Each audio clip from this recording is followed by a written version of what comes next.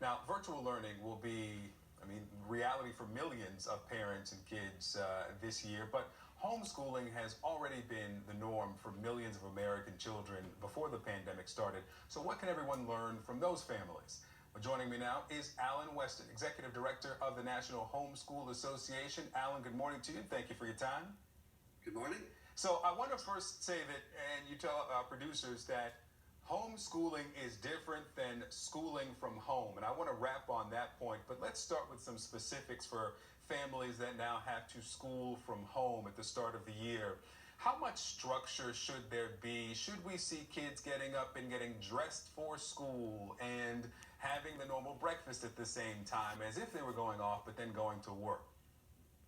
Well, if the kids have been in the public school system and that's what they're familiar with and they're planning to go back to the public school system, then maintaining some semblance of a structure and schedule is probably a good idea.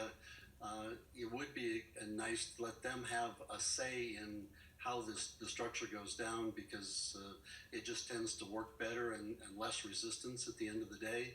But they also need to understand that when you're doing true homeschooling, it takes far less time in a day, maybe 2 hours, to get the same amount of learning accomplished as it would 8 hours in a school setting. So structure is a little bit different from the standpoint of not having to spend nearly as much time at it.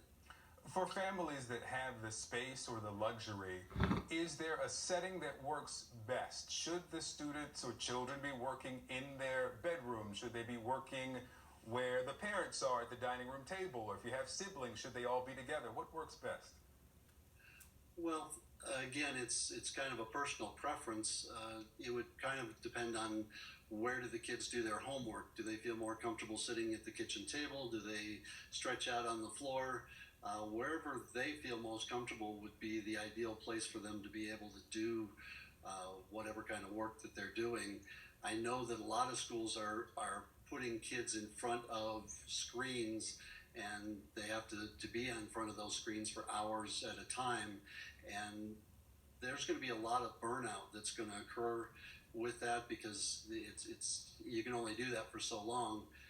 So if the kids can move around and maybe take the laptops outside, where there's still Wi-Fi or something, and can have a little bit different environment, that's going to help a lot with the burnout problems that we're going to see in probably 2 or 3 weeks down the road. Yeah, how much involvement should we see from parents in continuing to communicate with teachers? I mean, it's going to be difficult with the teachers having their students there virtually, but I'd imagine it's still important to have these virtual parent-teacher conferences if you can have them.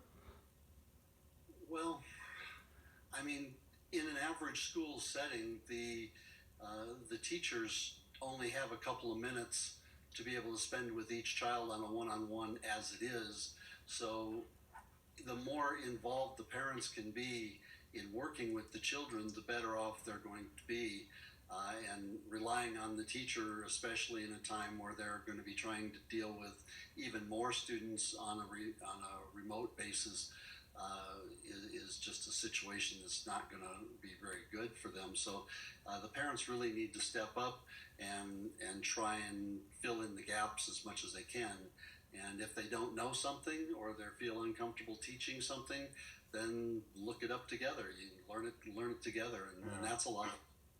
Let me ask you this as we wrap. There are some families who enjoy this. I know some people who said that, after this, they want to transition from schooling at home to homeschooling. So that people are not confused, how different from what is happening with schooling from home is actual homeschooling, and what should they do or know to prepare?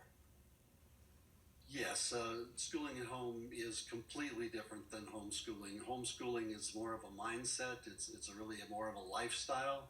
It's dedicated to either maintaining or restoring the joy of learning that the children have just naturally when they're born, and oftentimes lose after they've been in school for a couple of years.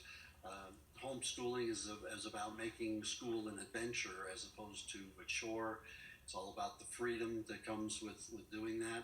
And as far as preparing for it, it will take some time to just switch over from being motivated by grades and gold stars and getting back to learning, because learning is fun.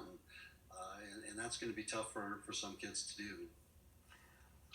It is before 6 a.m. out there in Lone Tree, Colorado. I really appreciate you waking up for us this morning. Executive Director of the National Homeschool Association, Alan Weston. Thank you so much for being with us. Thank you. Appreciate it.